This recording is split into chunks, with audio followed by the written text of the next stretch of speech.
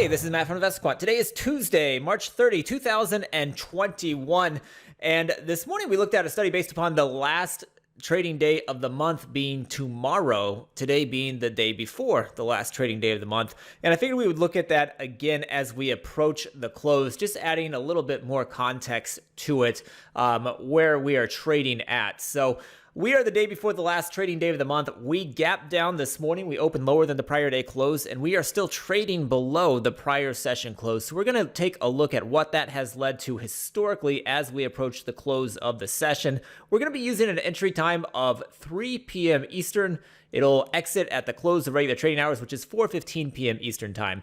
Now, this morning we opened below the prior day's closing price. I'm going to add that from the opening filters here, and we are currently trading below the prior day's closing price. I'm going to go into the post-open filters section, and this intraday close versus daily levels, this will allow me to select where the price is trading relative to daily levels, and it will be using the price that is based upon the entry time that we're using. And I'm using a 3 p.m. entry time here. So the intraday close would be a reference to where is the price at 3 p.m. And I'm going to say that it is below the prior day closing price. So I'm just going to hit equals next to less than prior close. And that will mean at 3 p.m., you're trading below the prior closing price.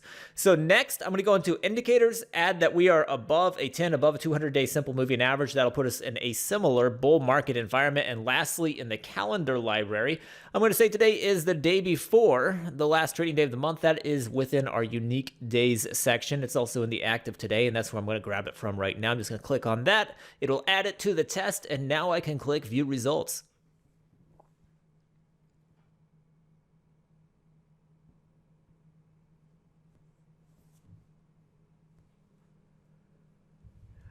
And here we go. These are the results based upon entering the market long at 3 p.m. Eastern time, exiting at the close 4:15 p.m. Eastern time, when you are gapping down and still trading below the prior session low, the second to last trading day of the month.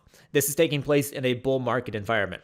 Historically, we have 33 samples in the S&P dating back to 2003. We've got 30 in the NASDAQ, 32 in the Dow, and 37 in the Russell.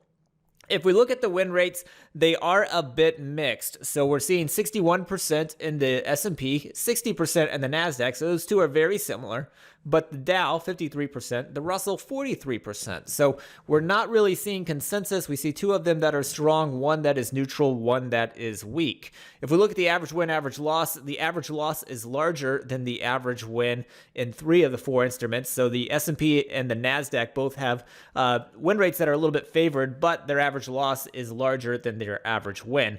That is also true for the Dow with a larger average loss than the average win. However, the win rate there is a bit more neutral. And then the Russell, with the weakest win rate, has a very similar average win to average loss. Now, I'm going to tell you guys, I looked at several different things, several different variations of this pattern, and I came up with a lot of studies that were basically neutral. I am not seeing much of an edge based upon the studies that I have been examining here as we approach the close. So this one's pretty mixed as well, and that is right in line with some of the other things that I was seeing. So hopefully you found this helpful. Good luck today, and we will see you next time.